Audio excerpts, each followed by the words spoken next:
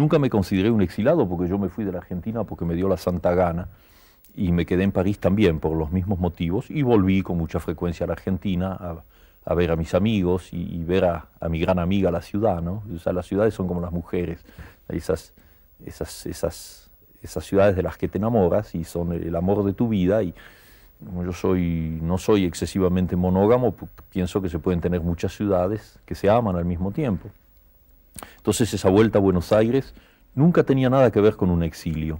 Era simplemente alguien que viajaba afuera y vivía afuera y luego volvía. Bueno, desde hace algún tiempo sé que soy un exilado. Ahora sé que soy verdaderamente un exilado, en el sentido más patético y más terrible de la palabra. Pero mi caso personal no interesa.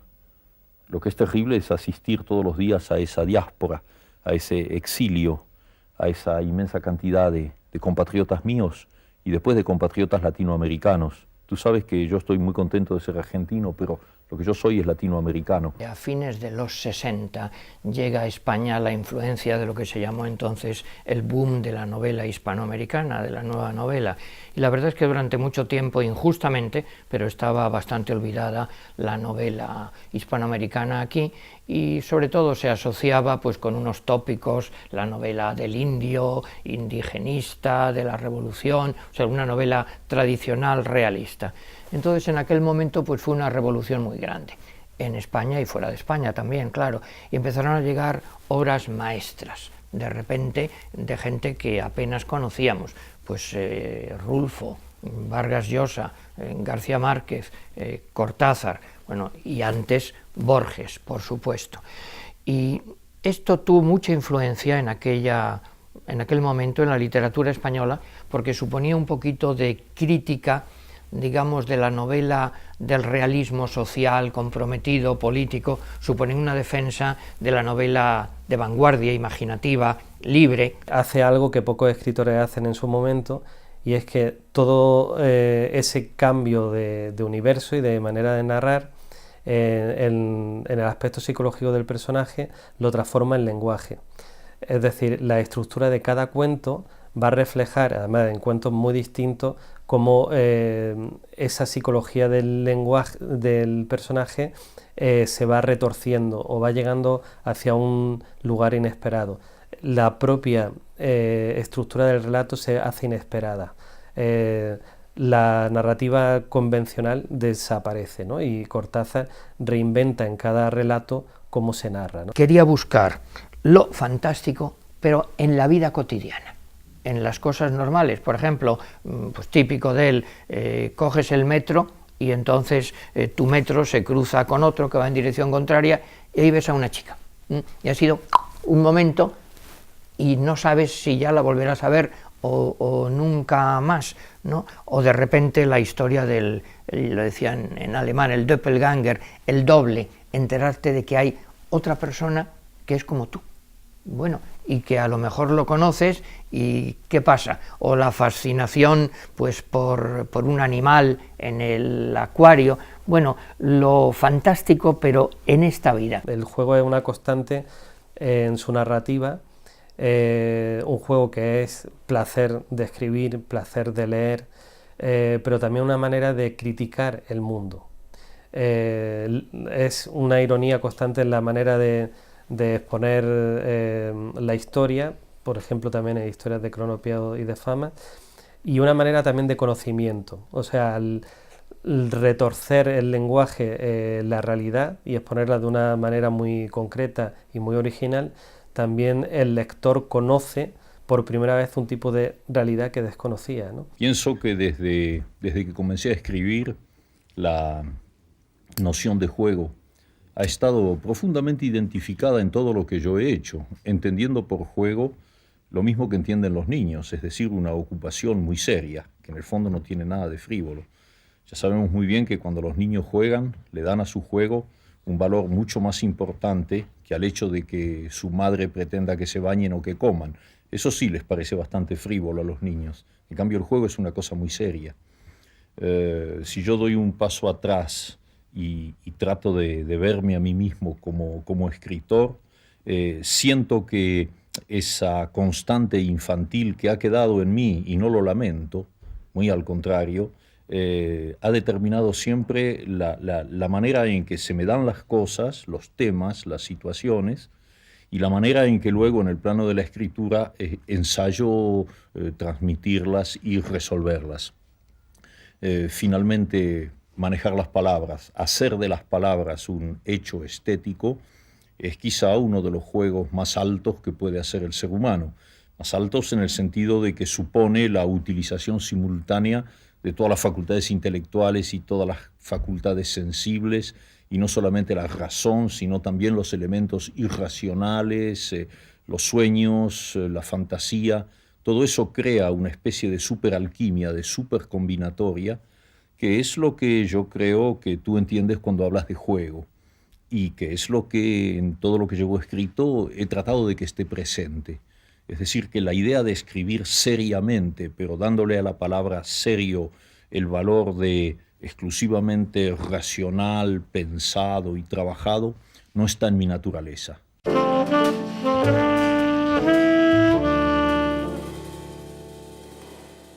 Historias de cronopios y de famas es un libro que se fue gestando muy de a poco y hemos encontrado rastros, por ejemplo, en su correspondencia, que ahora se ha publicado gracias a la labor de su primera esposa y albacea de su obra, Aurora Bernardes. Son 5 volúmenes maravillosos donde podemos reconstruir, digamos, su historia como escritor y como actor también de su tiempo, ¿no? En esos primeros cuentecitos él los va enviando a los hijos de sus amigos jonquiers. Entonces hay algunos que están pensados cabalmente para niños, ¿no? Como El oso de las cañerías, o Instrucciones para llorar, o Instrucciones para subir una escalera. Esa acción de Cortázar en ese libro, donde por supuesto nacen los cronopios, hay una parte mitológica donde inventa la palabra cronopios y inventa esos personajes, también fue un punto de inflexión muy importante, porque la literatura era una cosa muy solemne y él siempre luchaba contra la idea de la solemnidad. Él apelaba al lector como cómplice. Fui a un concierto en el Teatro de Champs-Élysées donde había un gran homenaje a Igor Stravinsky, músico que es uno de los músicos que también me ha marcado a lo largo de mi vida. Y yo estaba muy conmovido viendo por primera vez a Stravinsky, que dirigía la orquesta, y estaba Jean Cocteau, otra gran presencia en mi juventud, que era el recitante en una de las obras. Y vino el entreacto y todo el mundo salió a tomar café y yo estaba solo y no tuve ganas de salir y me quedé solo ahí en una de esas localidades, las más baratas, ¿no? Y me quedé completamente solo en ese inmenso teatro. Y entonces, de golpe, me acuerdo muy bien de eso, de golpe tuve un poco como la sensación de que había en el aire así personajes indefinibles, unas especies de globos, que yo los veía un poco de color verde, que muy cómicos, muy divertidos y muy amigos, que andaban por ahí, circulaban, y su nombre era Cronopios, se llamaban Cronopios, venían así. Más tarde los críticos han buscado las explicaciones críticas, es decir, Cronos, el tiempo, pero tú que conoces el libro sabes que no es defendible, porque el tiempo, bueno, ellos tienen su tiempo como todo el mundo, un tiempo un poco especial, pero no es un detalle esencial en su manera de ser. Vino así, el nombre y la imagen. Y por eso es que al principio, cuando se los define, se busca la definición. En el mismo libro, yo empecé a escribir sin saber cómo eran, y luego ya tomaron un aspecto humano, y relativamente humano, porque nunca son completamente seres humanos, con esas conductas especiales de los cronopios, que son un poco la conducta del poeta, la conducta de la social, del hombre que vive un poco al margen de las cosas, frente a los cuales se plantan los famas, que son los grandes gerentes de los bancos y los presidentes de las repúblicas, entonces la gente formal que defiende un orden, etc.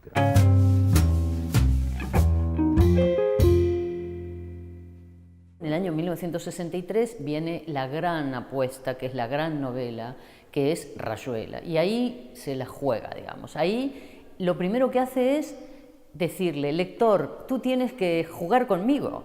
Y entonces inventa la idea esa de leer un libro saltando, ¿no? Entonces yo aquí tengo un ejemplar que es la primera edición, que está absolutamente destrozado. Entonces los coleccionistas no encontramos un libro que no esté destrozado. ¿Por qué? Porque claro, este libro había que leerlo saltando, siguiendo unas instrucciones. Por supuesto, el autor te daba la libertad de hacerlo o no hacerlo, con lo cual él crea como nadie la figura del lector. O sea, el lector a partir del 63, cuando sale Rayuela, que se han cumplido ahora los 50 años, tiene otro papel en la historia de la lectura. Y eso a mí me parece lo más importante, y además inaugura una forma de leer muy moderna, digamos, muy actual, que es esa lectura fragmentada, discontinua, haciendo zapping en un libro, y luego con un añadido intertextual muy importante, porque este libro se puede leer de muchas formas. Una de ellas es, digamos, haciendo uso de la gran erudición que Cortázar demuestra en cuanto a la música, al jazz, al tango, a la literatura de su tiempo, a la escultura, a los trabajos científicos sobre la física cuántica. En fin, hay miles de formas de abordar este libro, la poesía, etc. Pero una de ellas es una forma muy relajada y muy lúdica, donde el lector es parte fundamental del libro. Él se burlaba mucho de sí mismo. A mí una de las cosas que me parece siempre síntoma de inteligencia es el sentido del humor. Y él decía con voluntaria pedantería, el humor is all pervading or is not. O sea, se extiende a todo. A mí el primero, decía él. Entonces, por ejemplo, se inventa el rayuelomatic, que es una especie de mueble, de diván, que tú tienes allí un mecanismo para ir saltando las páginas de Rayuela, y si en un momento dado no haces presión con las teclas, cae el diván, quiere decir que te quedas dormido tranquilamente, que él se burlaba de que te podías dormir. Y luego pues juega con el lenguaje. Claro, hay un capítulo pues muy divertido, que es el capítulo 68, donde se inventa un lenguaje especial, el glíglico. O sea, un lenguaje que son, digamos, puras onomatopeyas, que es con el sonido simplemente evocar una escena de amor, y que en principio no te advierte nada, no te enteras de nada, pero si lo lees despacio y vas fijándote en la musiquita, te das cuenta que es una escena pues de amor físico, solo que cuando esperas una palabra concreta la sustituye por otra, o mezcla dos, un comienzo y un final. Fue una tentativa para tratar de eliminar, de ver de otra manera el contacto entre una novela y su lector. Finalmente, cuando tú me preguntas por la novela, deberías preguntarme sobre los lectores de la novela, porque ahí sí, aunque yo no pensaba individualmente en lectores, toda la tentativa del libro, y creo que se nota desde el comienzo, es una tentativa destinada a que la actitud del lector que lee novelas se modifique. La actitud del lector que lee novelas es en general una actitud pasiva, porque hay un señor que ha escrito un libro y tú lo tomas y lo lees de la página 1 a la 300 y entras en el juego de la novela. Y entonces estás en una actitud pasiva recibiendo el 100% de lo que esa novela te da. Tienes tus reacciones parciales, por ejemplo, puede no gustarte y abandonarla, o puedes encontrarle aspectos positivos o negativos, pero estás metido en el clima. A mí se me ocurrió, y sé muy bien que era una cosa difícil, realmente muy, muy difícil, intentar escribir un libro en donde el lector, en vez de leer la novela así consecutivamente, tuviera en primer lugar diferentes opciones, lo cual lo situaba ya casi en un pie de igualdad con el autor, porque el autor también había tomado diferentes opciones al escribir el libro. Posibilidad de elecciones, de dejar de lado una parte del libro y leer otra, o leerla en otro orden, y crearse un mundo en el cual él desempeñaba un papel activo y no pasivo. Yo sé muy bien que en la práctica eso no corresponde exactamente con mis deseos, digamos, teóricos, porque finalmente los lectores de Rayuela la han aceptado en su conjunto como un libro, y en ese sentido es una novela como cualquier otra. Pero también sé que muchos de esos lectores han sentido que se les reclamaba una participación mucho más activa, que es lo que yo llamo en el libro el lector cómplice. decir, ese lector que en un momento dado está leyendo el libro y dice, bueno, esto a mí no me gusta, al diablo, tiro el libro por la ventana, cosa que a mí como autor me parecería perfecto, porque nada me parecería más positivo que una especie de polémica en ausencia, ¿no? Pues que ni él ni yo sabremos de eso, una especie de polémica entre un autor y un lector. La posibilidad de desempeñar un papel incluso crítico mucho más amplio que la mera crítica literaria de la lectura de un libro. Esa es un poco una de las finalidades. Ahora, el segundo motivo de Rayuela me tocaba a mí directamente. Ese libro es una tentativa para ir hasta el fondo de un largo camino de negación de la realidad cotidiana y de admisión de otras posibles realidades, de otras posibles aperturas. Y tú ves que ese libro en ese sentido se desarrolla a lo largo de episodios incongruentes, absurdos, a veces incluso incoherentes, donde las situaciones más dramáticas son tratadas con sentido del humor y viceversa, donde hay episodios inaceptables desde un criterio realista cotidiano. Bueno, y para mi gran sorpresa y mi gran maravilla, yo pensé cuando terminé Rayuela que había escrito un libro de un hombre de mi edad para lectores de mi edad. Y la gran maravilla fue que ese libro, cuando se publicó en la Argentina y se conoció en toda América Latina, encontró sus lectores en los jóvenes, en quienes yo no había pensado directamente jamás al escribir ese libro.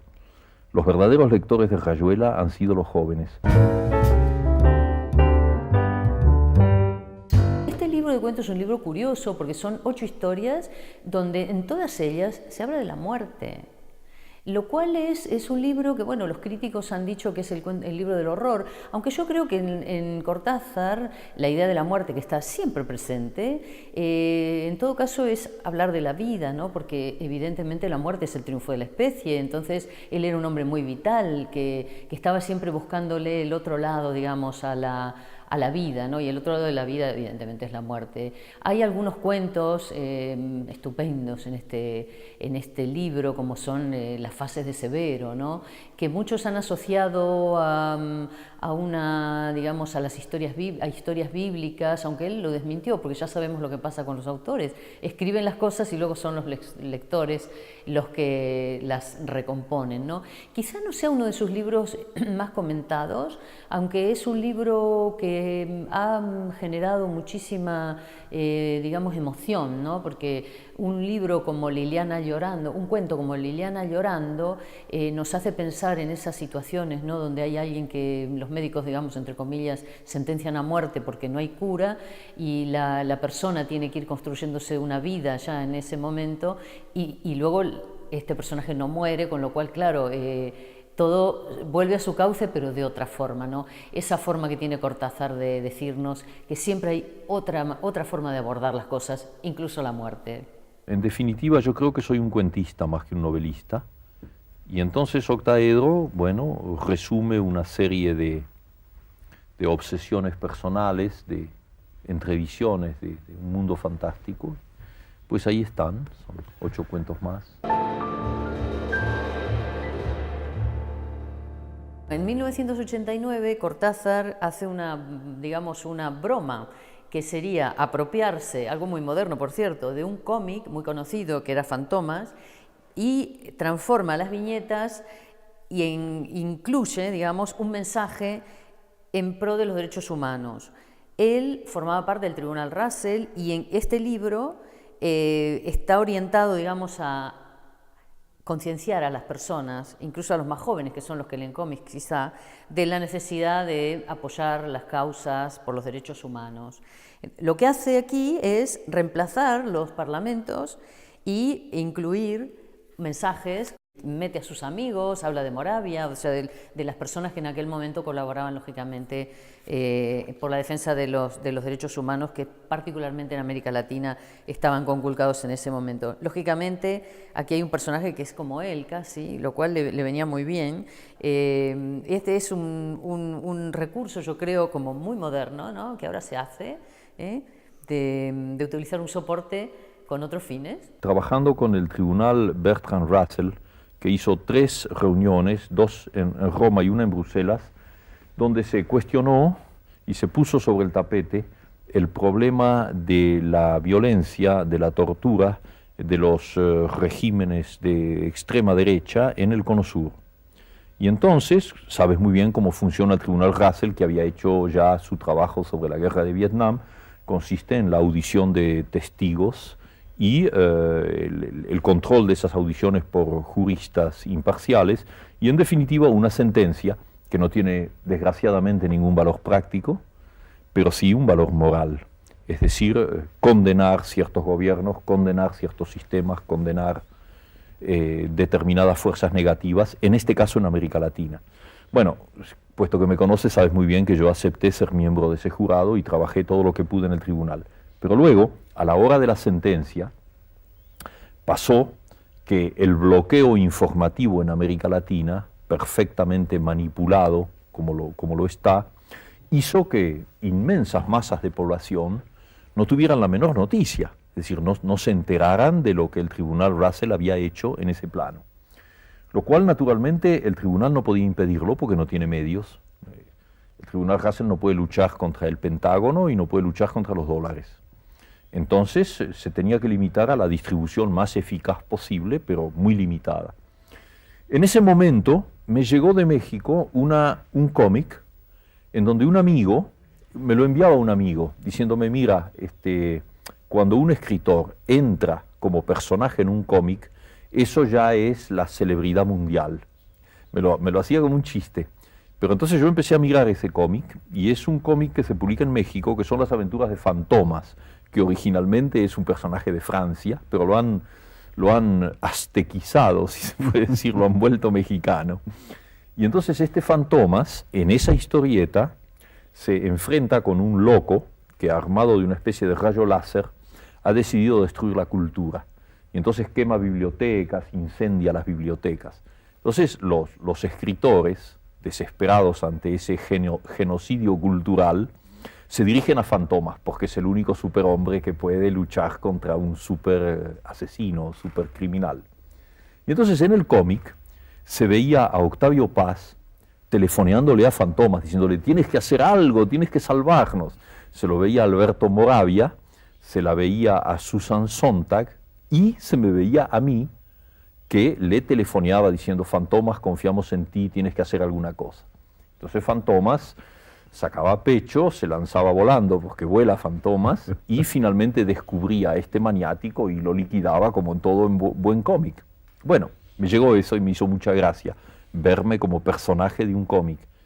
Pero en ese momento pensé un poco más y dije, bueno, si esta gente me ha utilizado como personaje de un cómic sin pedirme permiso, ¿por qué yo no voy a utilizar una parte de este cómic sin pedirles permiso a ellos? Creo que tengo ganado el derecho moral. Y entonces eliminé todo lo que no me interesaba, guardé algunas de esas imágenes y escribí una historia que es una nueva versión de lo que realmente pasó, en donde Fantomas, en definitiva, al ir a liquidar a una sola persona, está cayendo en la trampa, porque ese genocidio cultural no es la obra de un loco, es la obra de todo un sistema que yo llamo el imperialismo norteamericano, que en América Latina hace todo lo que puede para asimilarnos a su estilo de vida, a su manera de pensar y, en última instancia, a su American Way of Life, a su manera de entender el mundo, que es un sistema capitalista e imperialista que tú sabes muy bien que no es mi sistema ideal ni la vía que yo pienso que tiene que ser la de América Latina. Entonces escribí ese texto intercalando las aventuras de Fantomas, pero cambiándole el sentido, y en última instancia incluí la sentencia del tribunal Russell. Y le pedí al editor que publicase eso imitando lo más posible una de esas pequeñas revistas de cómics y que en vez de venderlo en las librerías lo vendiera en los kioscos. Entonces el resultado fue que 60.000 mexicanos leyeron eso en 2 meses y que eso se distribuyó hasta donde se podía distribuir en América Latina. Yo creo que los lectores, los que ya teníamos el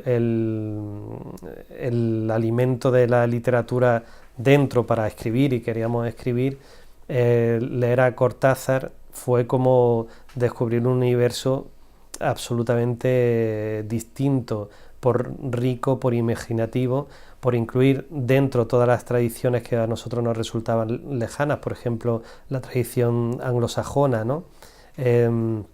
Toda la literatura fantástica que venía dentro de la literatura de Cortázar, que estaba muy bien leída, por ejemplo, al propio Poe, ¿no? O, a Henry James o a Sheridan Le Fanu, bueno, todos estos, ¿no? Cortázar nos da toda esa tradición, pero empieza a jugar con ella, ¿no? Y nos abre la imaginación absolutamente a modos de narrar distintos. O sea, gracias a Cortázar, digamos que empezamos a hacer nos atrevemos a buscar nuestro propio lenguaje, a ser un poco traviesos respecto a la tradición española, que es muchísimo más ortodoxa, a jugar con la poesía, con la intertextualidad, a jugar con otras maneras de narrar, ¿no? En ese sentido, Cortázar, desde luego en mi adolescencia, fue como el más importante catalizador de buscar nuevas formas, ¿no? Diferentes a la tradición. Y como a mí, yo creo que le pasó a muchísima gente de mi generación, ¿no? En el momento actual, Cortázar me parece que sigue siendo una referencia para todos los lectores nuevos. Jorge Luis Borges decía que si un autor sobrevivía 50 años, ya se podía considerar un clásico. Entonces, yo digo, Cortázar ya es un clásico, porque acabamos de cumplir los 50 años de Rayuela, pues casi los 60, bueno, de Bestiario, en fin, muchos libros suyos ya tienen más de 50 años. Y es un autor que sigue leyéndose. Y de hecho, hay alguien que dice, bueno, Cortázar parece que sigue escribiendo a pesar de muerto, porque hemos tenido la suerte de que Aurora Bernárdez encontrara muchísimos materiales inéditos y las cartas, y ahora mismo han salido incluso unas clases que él dio como profesor en la Universidad de Berkeley, o sea que sigue llegándonos Cortázar. Pero lo interesante de esto es que aún que así no fuera, los lectores, y eso lo conozco bien de cerca porque continuamente en los talleres de lectura lo vemos, siguen amando a Cortázar como escritor. O sea, es un escritor que está vigente. ¿Y por qué pienso yo? Bueno, quizá porque es un autor muy juvenil, digamos, en el sentido de sus preocupaciones, de lo que le interesa, y siempre tiene ese punto rebelde de luchar, digamos, contra el statu quo, contra el aburrimiento, contra él decía, los tortugones amoratados, los guardianes de la gran literatura, y esa manera de ver el mundo, digamos, tan juvenil, tan moderna en el verdadero sentido de quien quiere cambiar algo, yo creo que lo acerca mucho a los jóvenes. A través de una historia, ir más lejos, transmitir pues una visión del mundo, un concepto, buscar, suena muy así, pero bueno, un más allá, una trascendencia, que no nos quedemos en esto que tocamos, sino que todas las cosas son signos, símbolos, puertas, ventanas que se abren, una serie de metáforas que él usa muchísimo, puentes que nos llevan a otro mundo. Es decir, yo creo que es la historia de cualquier gran novelista. A través de una anécdota concreta, trascenderla dando una visión del mundo y sobre todo del ser humano. No quisiera ser yo una antología de lo mío, no. Me parece que eso es tarea de lector y tarea de crítico. Tengo la impresión de que cada uno de los lectores de un escritor tiene hecha su propia antología. Prefiere este cuento o esta novela o este poema. Hay una antología mental que cada uno de nosotros lleva consigo cuando piensa en García Lorca, en Carpentier o en Shakespeare. Nos gusta más esto que aquello, la antología está hecha. Y yo como escritor me gusta la idea de que cada uno de mis lectores tenga su antología. No me veo colgando mis propios cuadros en la pared, o, por así decirlo, ¿no? O eligiendo mis propios textos. Podría ayudar a un antólogo que me propusiera posibilidades, podría decirle sí, me gusta más esto que esto, pero deliberadamente hacer mi propia antología, además te confieso que soy un poco supersticioso y eso tiene un aire un poco póstumo, y no tengo ninguna ganas de morirme. Me siento muy vivo cada vez más.